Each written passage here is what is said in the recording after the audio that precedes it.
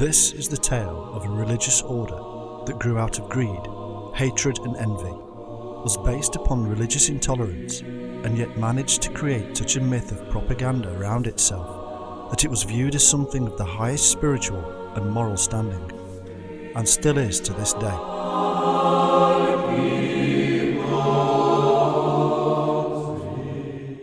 Ours is not a tale that will continue that propaganda. This is a work that will investigate the order, warts and all, and reveal a startling conclusion that is simply ignored by most historians.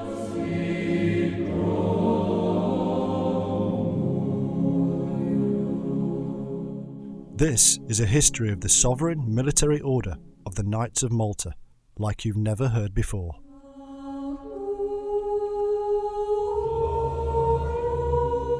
Many of the problems we face in the world today can be traced back to one particular period in time.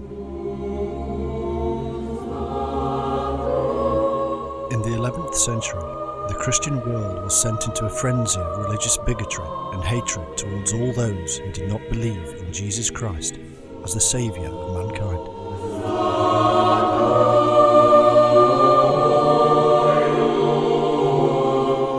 Hundreds of thousands of European Christian zealots poured across Europe, killing tens of thousands of Jews and other so-called unenlightened people along their way towards the battlegrounds of the Holy Land.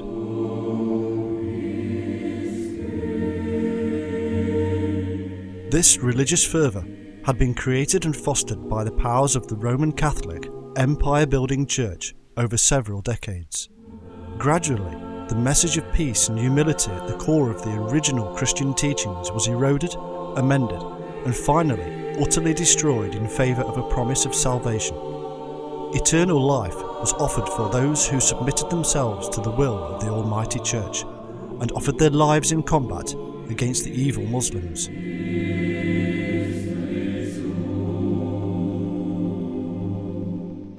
All the sins of your life and those of your ancestors would be forgiven if you took the cross and marched with your brethren into the promised land.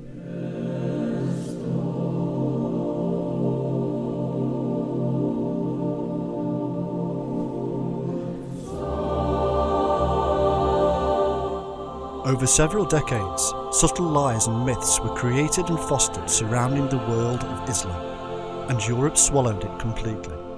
The Catholic Church utilised this emotional power and the fear of hell and went on a crusade to destroy its opponent, steal land and grow fat and rich on the proceeds. For too long the Catholic Church had failed to grow in wealth and military might because of its creeds. Now it had all the tools it needed to turn this around.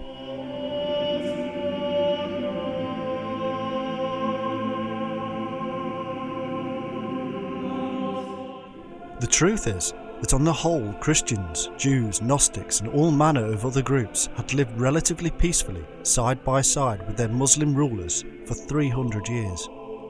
Islam saw them as the people of the book, and Muslims were instructed to live in peace with them. The aggression came from the Christian side, spread originally by the empirical Byzantine Church, which was ignored initially by the Catholics, but then later utilised as a great story for their own ends.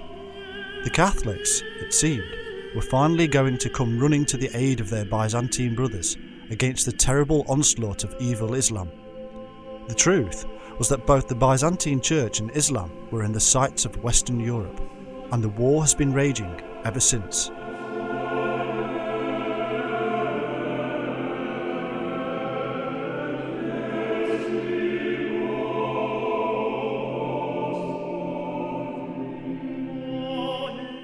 But history is never quite so simple, for it involves humans who live with divided and often dualistic minds, cultures and civilizations.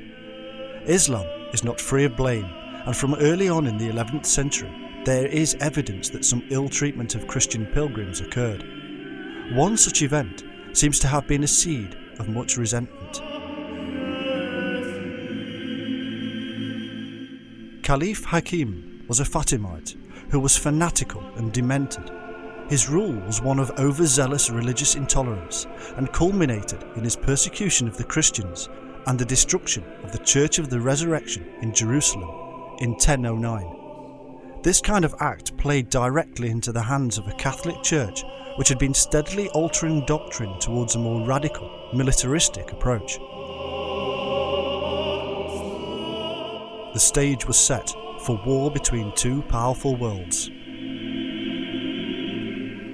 But a response did not come quickly, and as problems continued in the Holy Land and propaganda built in the West, the big confrontation had to wait until 1096 and 1097, as the First Crusade got underway in two waves.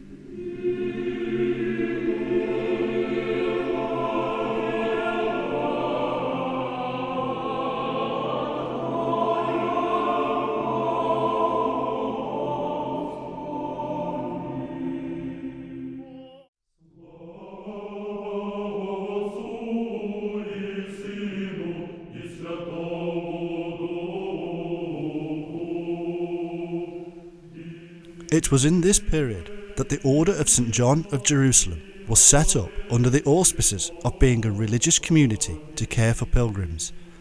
They were in fact originally part of the Benedictines, whose patron saint, John the Baptist, they still revere. The very first Grand Master was Brother Gerard, who had in fact simply taken over the work of previous men and women such as Father Simon of Syracuse. The original location and acts of the order therefore stretched back much further than the assumed date of 1099. That they had indeed cared for many Christians in those troubled lands is not doubted. Whether they were in fact building underground networks of spies and undermining the social framework whilst doing so cannot be proven. However, the turn of events thereafter sees the order building in importance, and as Jerusalem fell to the Christians, their role increased, and their rewards blossomed. By 1113, Pope Paschal II approved the foundation of their hospital and placed the order under the direct aegis of the Holy See, giving it virtual self-rule, apart from the interference of nation-states.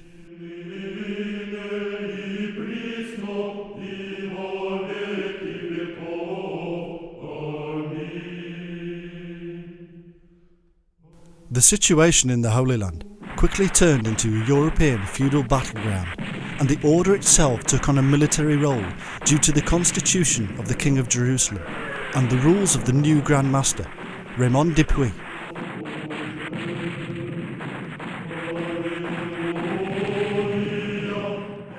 The order, known commonly as the Knights Hospitallers, was now the defender of the faith as well as healer, and mirrored their brothers in the Knights Templar, with whom they had some rivalry. It was at this early stage that the order adopted the 8-pointed cross known as the Amalfi Cross, taken from the Amalfi merchants who aided in funding the early hospice and made up of 4 arrows facing inwards.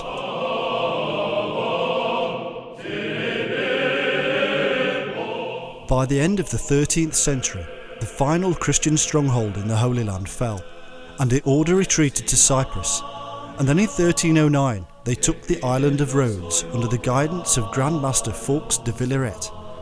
It was obvious to everybody by now that the defence of the West and the power of Christendom in the Mediterranean would rely heavily on a strong naval force, and so the order built one.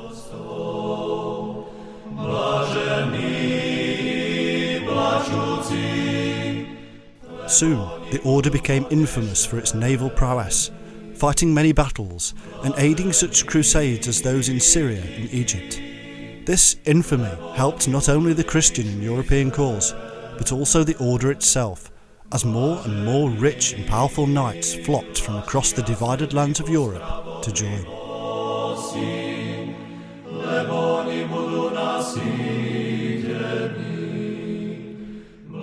In addition to this, the Hospitallers took in the remnant of the disbanded and discredited Knights Templar, along with much of their treasure, wealth and land.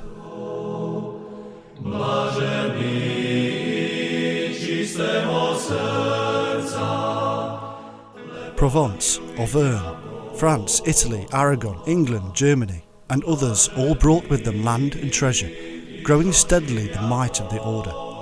Governed by a Grand Master, the order minted its own money, created its own rules, and managed one of the most strategically powerful naval forces the planet has ever seen. But the pressure was still on, and their military prowess made them a target for the Muslim, suffering several attempted invasions from the Sultan of Egypt and the Ottomans.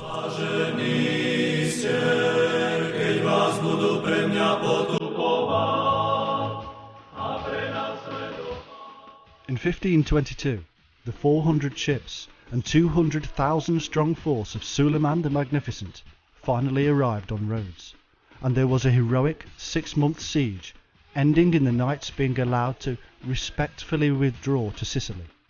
It was a mistake Suleiman would regret. For several years the knights had no real home, until they struck a deal with Emperor Charles V of Spain to occupy the islands of Malta and Gozo.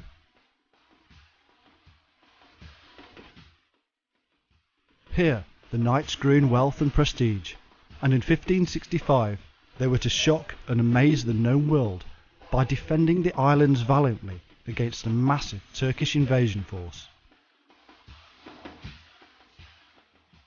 Their constant actions against Barbary pirates and Muslim vessels had drawn the anger and focus of the Ottoman Empire. In addition to this, Malta itself was seen as essential for the Ottoman invasion of southern Europe. The only things standing in the way were the Knights of Malta. 700 knights and around 8,000 soldiers held back and defeated an estimated force of 40,000 Turks. Under the guidance of Grand Master Jean Parisot de la Valette, the Knights of Malta made a courageous stand against all odds and became the heroes of Christendom.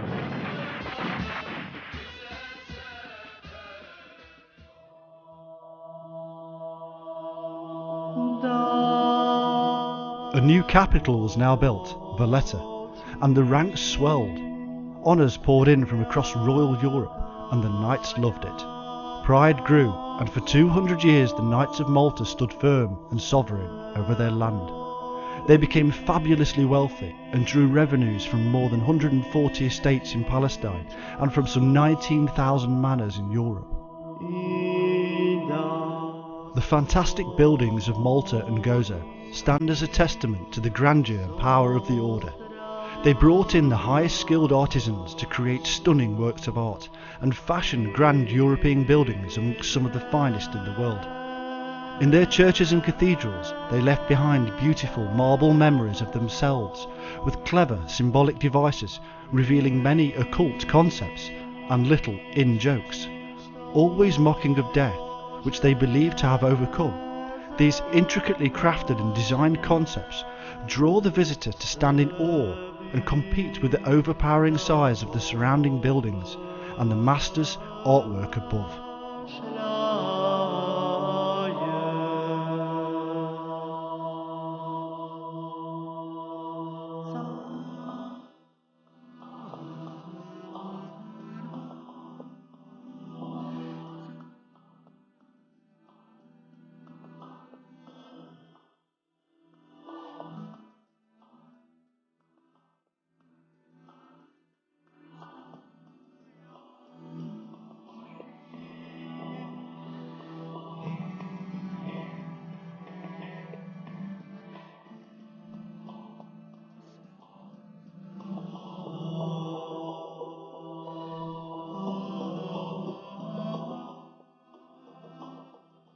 But times were changing in the world. Movements were forming. Underground knowledge was being spread abroad, and the old ways were falling apart. Royal houses collapsed. The power base of the Catholic Empire was being undermined, and with it the power of the order itself. Towards the end of their time in Malta, the Grand Masters and the Knights became something other than the supposed chivalrous and pure Knights of the Cross they were supposed to be. A rot set in, or even an enlightenment as some call it, bringing with it a new kind of renaissance.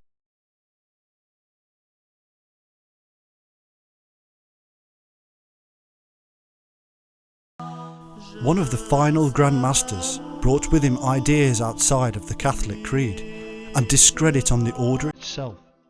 His name was Manuel Pinto de Fonseca.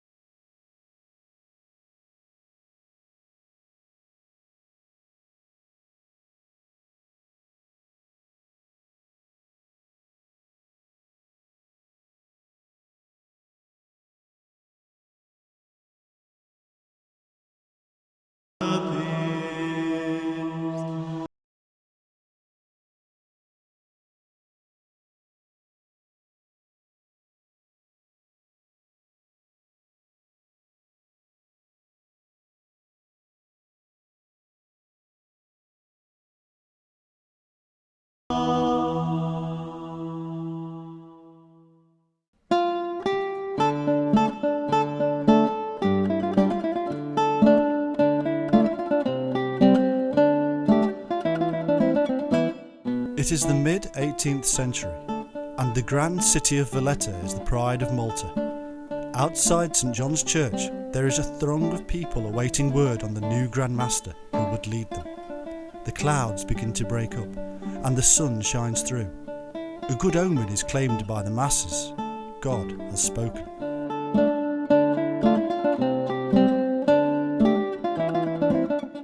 The announcement is swiftly made.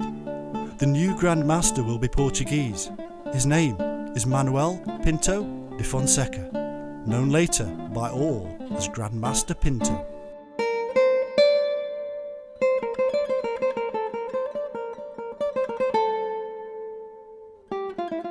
The people are overjoyed and live in hope that this will be an upright and honest leader. Pinto had, after all, been Vice-Chancellor to Grand Master Vilhena, a much respected man, and it is hoped that Pinto learned much from his time as underling. But these hopes will soon be dashed.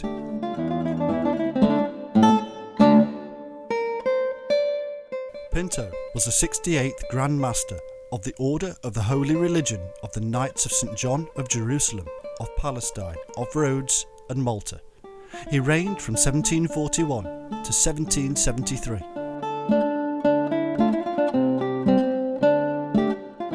Very swiftly, Pinto set to work attempting to overcome the problems he had inherited, mainly the rapidly emptying coffers of the order. He began by raising a loan and set about several building campaigns, not least of which was to be a city named after himself, but which eventually took the name of Cuormi. He also attempted to begin cultivating silk by planting mulberry trees, but failed miserably. What surprised everybody though was how he pressed new coins to celebrate every single new venture, no matter how small. Nobody could figure out why, other than the assumed arrogance of Pinto himself and his desire to be remembered by posterity.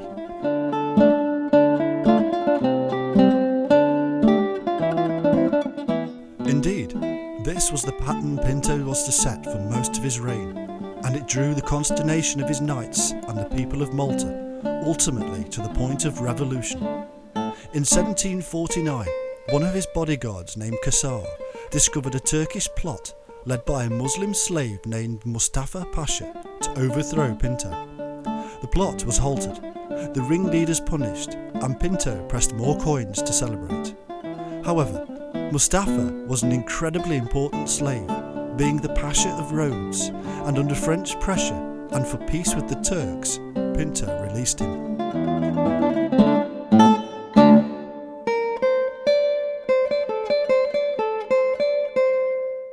In his zeal to become something almost secular, Pinto began creating new titles for his nobles and indeed himself.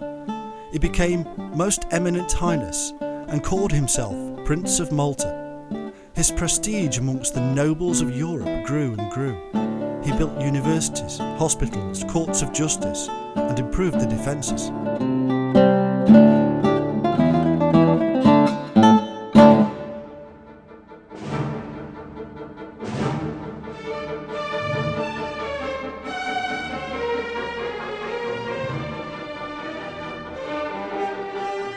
The Knights of Malta were certainly no longer mere monks and servants of the Pope. They had ideas far in excess of their little rocky island in the Mediterranean. Pinto knew and understood the power he had in this rapidly changing world, that he was the sovereign of a very strategically placed island, that he and his men stood between the East and the West. His knights were in fact some of the world's most powerful nobles, or sons of nobles, collected from across Europe. But he also knew that this strength would depend upon his own clever chess playing, and he played non-stop with monarchs across Europe.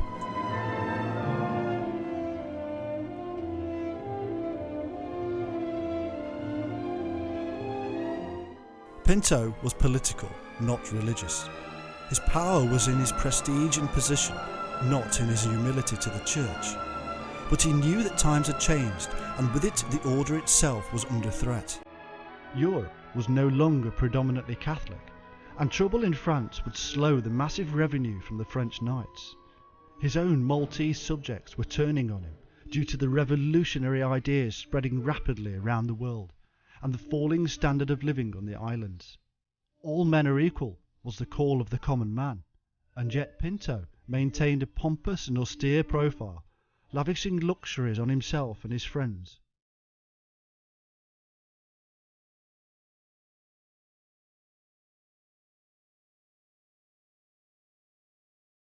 His attitude drew the attention of the island's religious authorities, and so he took them head-on.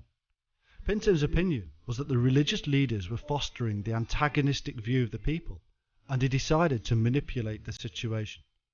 He could not touch the bishop, and even less the island's Inquisition, without major upset and probably his own unseating. But he could fight the Catholic spy network, the Jesuits.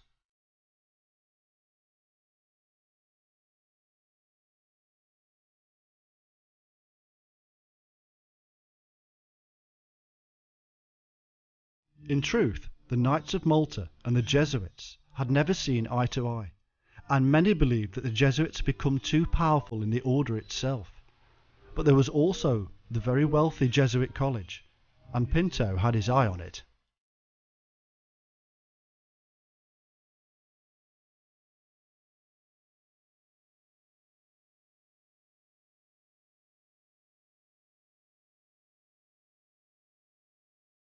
However, only the Pope himself could remove the Jesuits from Malta, and so Pinto fabricated a lie that it was in fact the King of Prussia, Frederick II, who was demanding their expulsion. Even though the Pope knew of the lie, the request was granted, and the Jesuits expelled in 1768.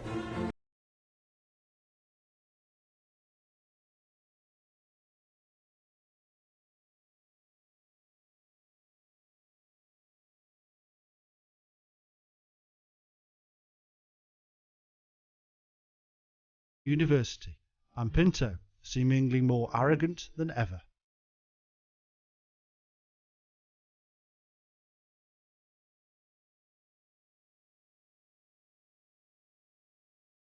But what is the truth? Was Grandmaster Pinto simply a man caught between two worlds, the old religious and monarchical orders and the new power of the people? Was he trying to bridge the divide on Malta? Or was he simply fighting for the survival of the order and perpetuating the memory of his own rule?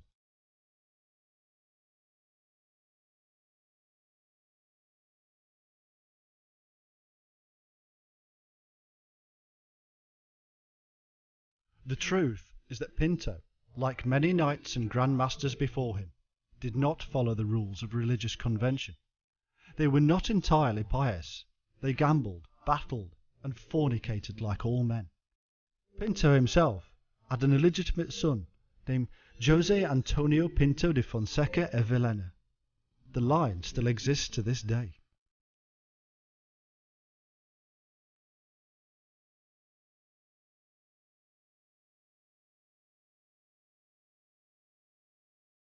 In fact, the Knights of Malta have not been entirely truthful or forthcoming in regard to their darker historical secrets, and we may find that nothing has changed. But one dark secret, which caused the scandal for Pinto himself, was the affair of the Alchemist and the Order.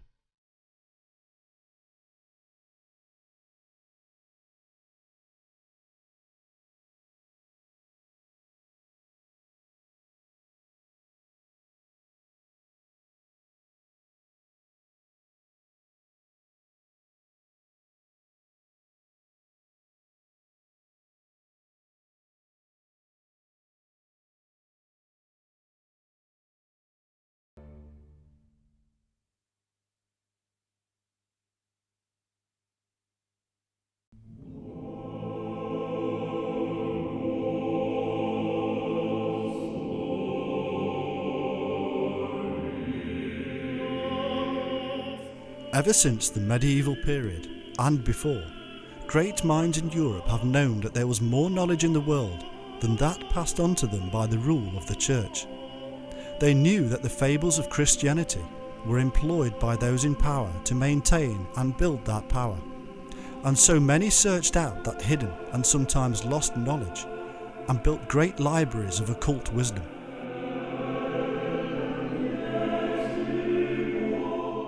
These men and women were not ordinary men and women. They were learned in the arts, languages, science and politics. Neither were they alone in their drive to uncover ancient secrets.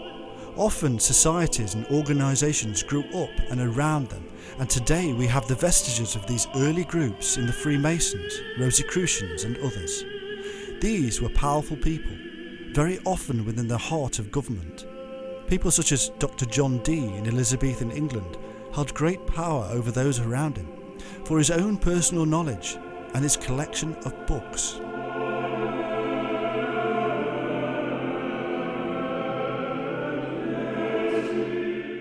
By the late 18th century, the Freemasons had become one of the most powerful non-state, non-religious and non-governmental bodies in the known world, and it was spreading like wildfire.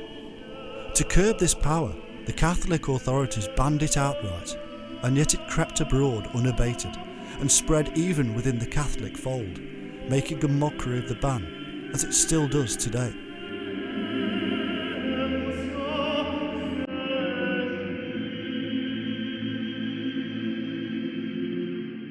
The very basis of Freemasonry reveals a knowledge that is not just claimed to be from before the advent of Christianity, but was in fact based upon the knowledge that created Christianity.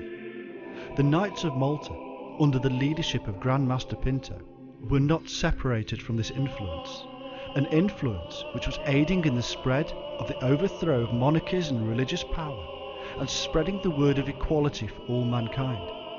Whilst disseminating these New World views, Freemasonry was in fact being joined and taken over itself by the very people it supposedly sought to undermine. In truth, these new movements simply shifted the power base back to the old elite, while circumnavigating the emotional tide of the masses.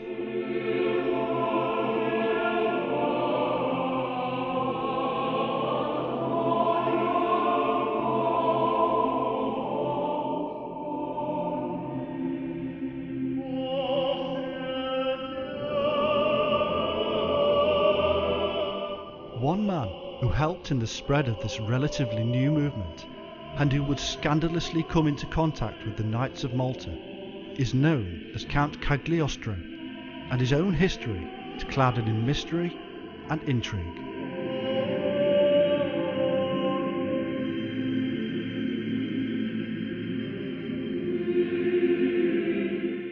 It is claimed that Cagliostro's real name was Giuseppe Balsamo, and by others that this itself is a fabrication.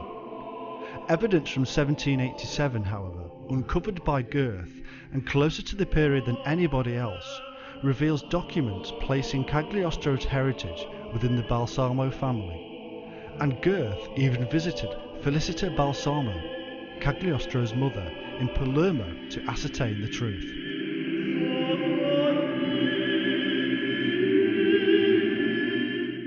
For himself, Cagliostro claimed to have been born of Christians of noble birth and abandoned at birth on the island of Malta.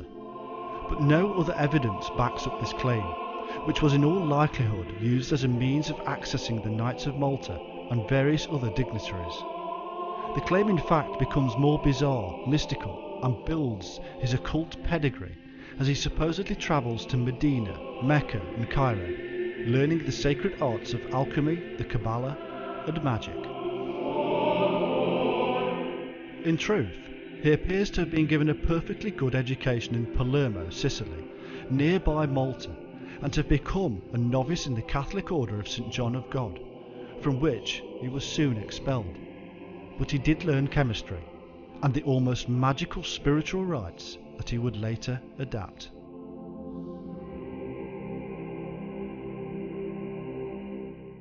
Fleeing to Messina, following some dubious attempts at fraud, we next find Cagliostro on the island of Malta, and here we know the history to be true, for it is recorded by the knights themselves.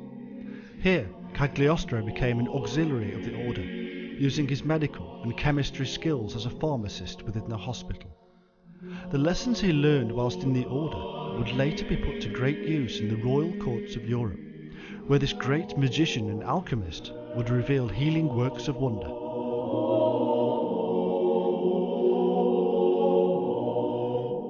The later archivist of Grand Master Rohan would write that Pinto spent 1 million lira in entertaining Cagliostro, an incredible sum of money for a fraudulent dropout at any time. There had to be good reason.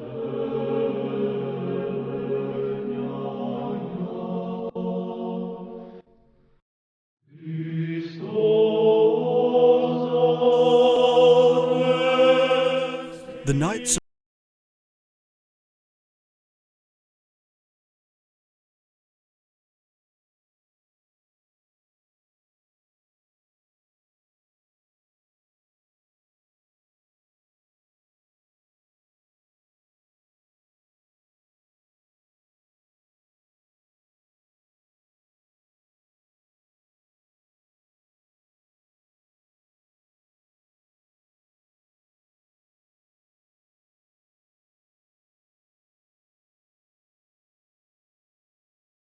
some months there had been lodging in the palace of His Most Serene Highness a man who claims to be a chemist. This man was received by His aforementioned Highness and admitted to his full confidence, being lodged in his palace and maintained at his own expense. The reason for this is that he has announced his intention to concoct a certain elixir of life designed to keep man sound in health, both in body and mind.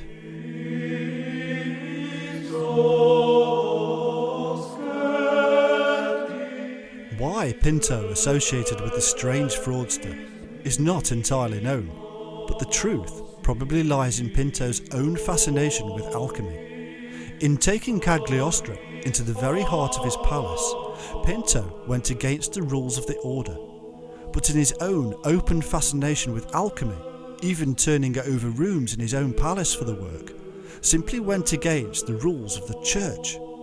Pinto was openly his own man and sought out greater knowledge.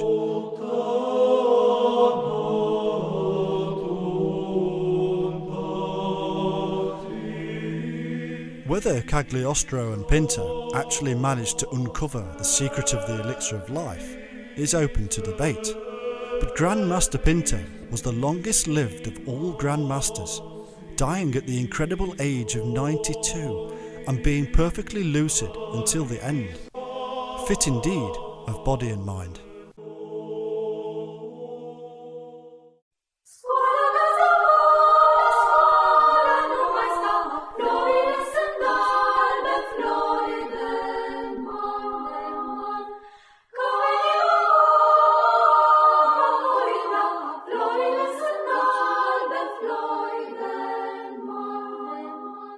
One symbol that always surfaces in the work of alchemists and mystics is that of the serpent, and in Malta this symbol is to be found on almost every religious building in one form or another.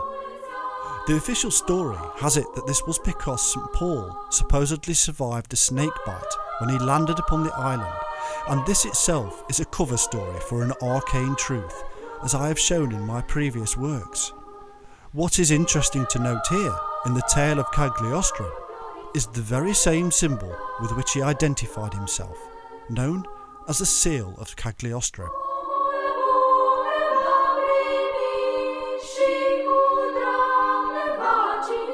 This unusual symbol depicts a serpent, an apple in its mouth, impaled with an arrow, and was found amongst his personal effects on his death in 1795. While the symbol has obvious alchemical elements, its precise meaning is unknown, although the great mystical writer Eliphas Levi stated that it contained the names Akarat and Althotas, two names associated with Cagliostro, and representing the great secret and the great work of the alchemist. It is in fact the symbol of a union between the opposing forces, the universal balance which is the great work itself, upon the self.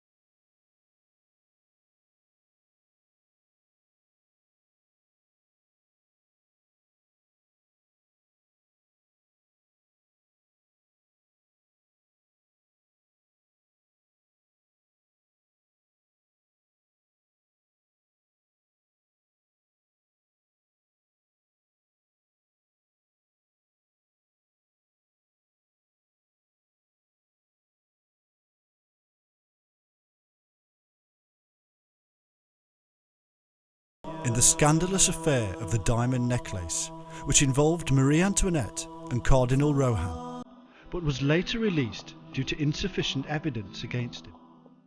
Nevertheless, he was asked to leave France and arrived in England, where he was forced to deny charges of being an ordinary commoner and not of noble birth at all, denying that he was Giuseppe Balsamo in an open letter to the English people.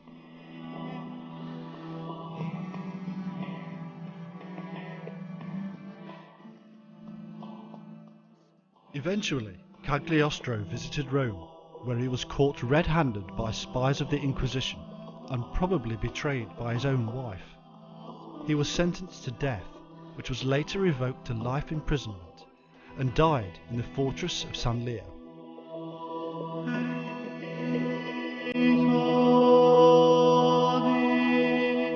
For all his faults, Cagliostro made his mark supplying the supposed mystery of the ancients to the hungry minds of the royal courts in Europe, and all this following his time with the Grand Master of Malta, going strictly against the order's own rules, which state no one should dare to practice any kind of sorcery, or be involved in it, or imitate any form of it.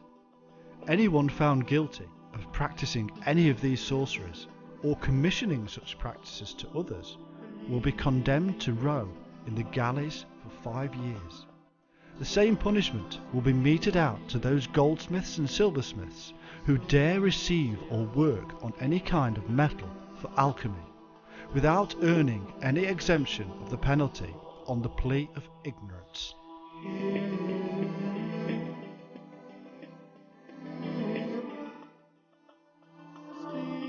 Grand Master Pinto was in fact not just interested in the world of the occult, He actually led a secret enclave of 23 specially chosen noblemen from across Europe. These special people were in Malta for the purpose of discovering the secret of the Philosopher's Stone itself, understanding the Kabbalah, and getting to grips with divination. Cagliostro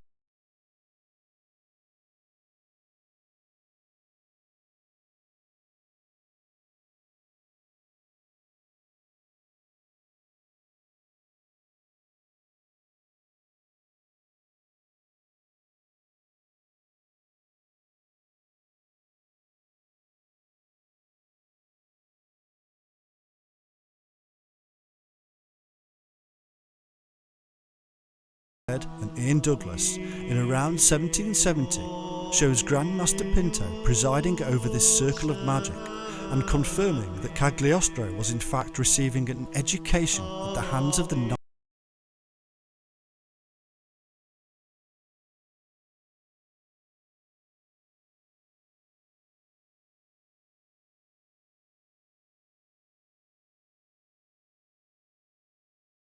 very formidable practitioners of the Hermetic arts. Nothing happens by accident, except disasters. If you are here tonight, it is because you were drawn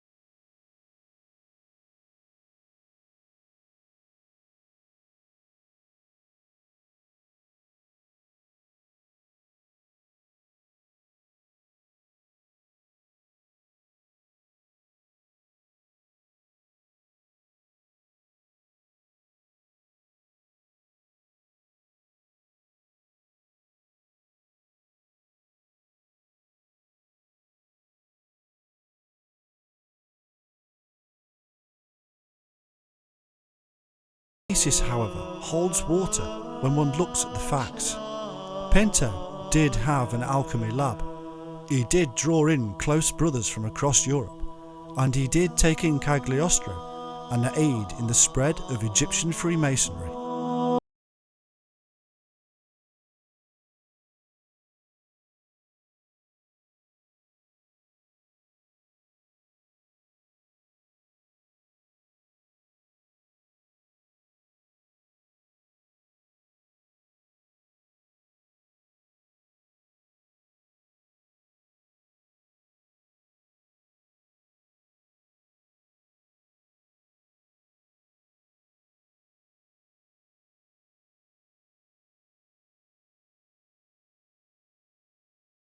The illegitimate son of Pinto himself.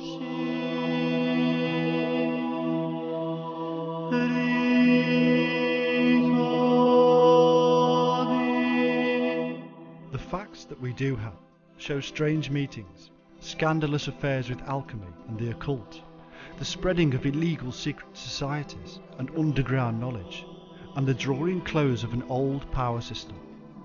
The question on a perfectly political front now has to be, just how and why did the Knights of Malta survive, and indeed obtain permanent observer status within the world's most powerful group of countries, the United Nations?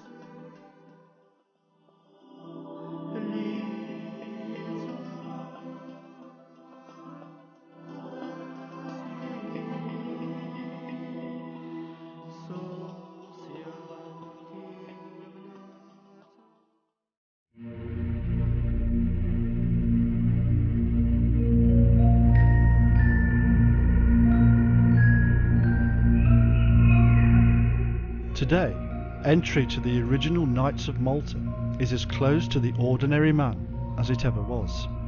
Yes, there are numerous modern reinventions, all claiming to be somehow linked to the order, but they are not. The true order remains today the sovereign military order of Malta, and is a closed Roman Catholic fraternity. allowing only those of noble birth entry into their innermost ranks. The sovereign Grand Master is recognised by nations around the world as a head of state, given religious rule with the title of Cardinal, and secular power with the title of Prince, even though there is no land to rule over. Their land is one unseen.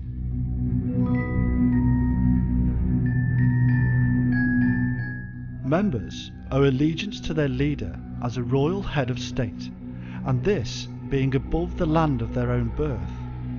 Evidence of their power is found just after the Second World War, when their ability to issue passports enabled them to aid Nazis fleeing mainland Europe with false identities. Indeed, they issued their highest reward, the Grand Cross of Merit, to the Nazi general Reinhard Gehlen.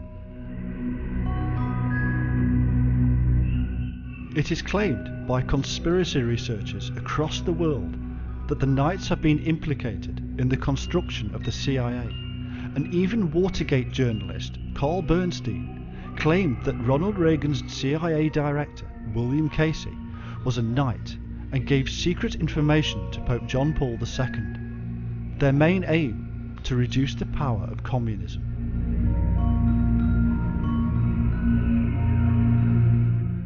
In fact, following the Second World War, Nazi, Catholic, and the Western world joined forces against the rise of communism, which threatened to undermine the very power of each and every European state, and there was little evidence that it would end there. There is little wonder, therefore, that the Knights, all men of considerable power and authority, were involved in joining forces with the Office of Strategic Studies, the SS, and the British Secret Service and other Catholic powers to fight the power of communism. Part of this battle included recruiting and redirecting ex-Nazi war criminals as early spies and fighters against the Russian threat. The effective use of the Order's passports was simply part of this secret work.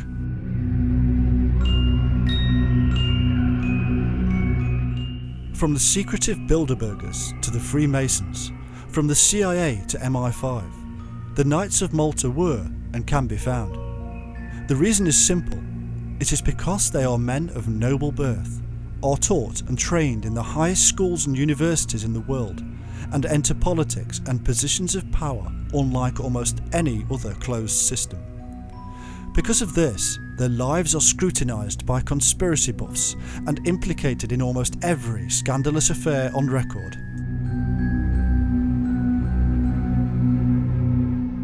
The question has to be asked though, is it fair and right that those born into families that are wealthy and powerful should tell the rest of the world how to live? Are we right to leave the massive international games to those few men who have their base in the Vatican? What, in fact, is their goal?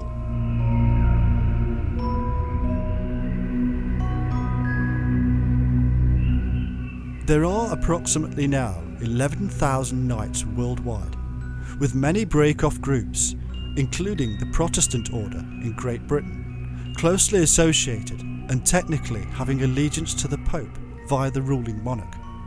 This order also now has membership of the United Nations, even though it technically has no nation. Why should these people have such access to this incredible power? Did you vote for them?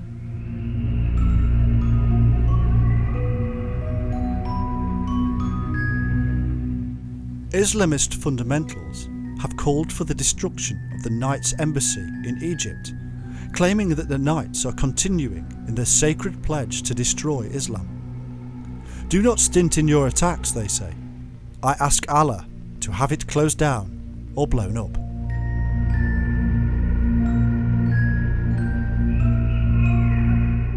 The age of the internet and the dissemination of information has made it possible to join the dots, and together with conspiracy theorists, these Islamic terrorists have worked out that certain members of the Knights Order are also implicated in the security firm Blackwater, which has been used by the USA military to protect its personnel in the various wars.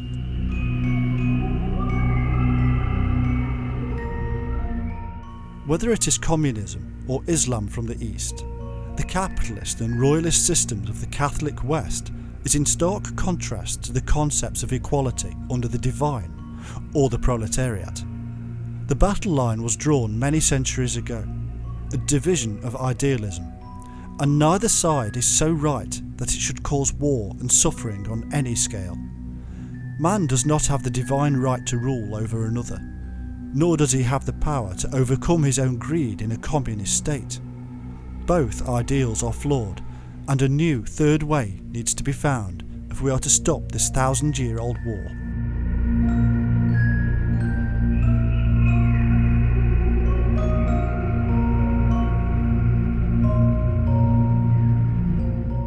But alas, no matter what opinion one may have of the war between West and East, Christianity and Islam, capitalism and communism, it appears to still be raging, and it appears that the warriors of Christ in the black cloak and the white cross are still fighting it.